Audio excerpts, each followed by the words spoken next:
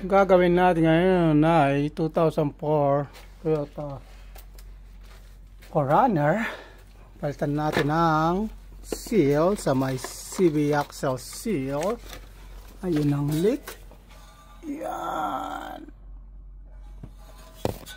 Palitan natin. Ito yung seal niya ngayon. Okay. Tanggalin natin muna mga to. Itong may ball joint. Ito.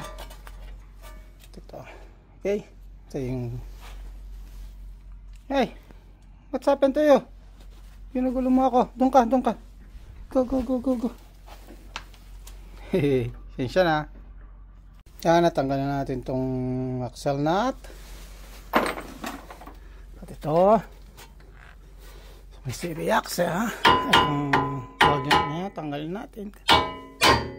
Ayan. Okay. Mababa na siya. Okay na yan. Ayan, nailagay na natin. Sakto na dito sa surface niya dito. Ayun. Ito yung luma. Okay. Okay na yan.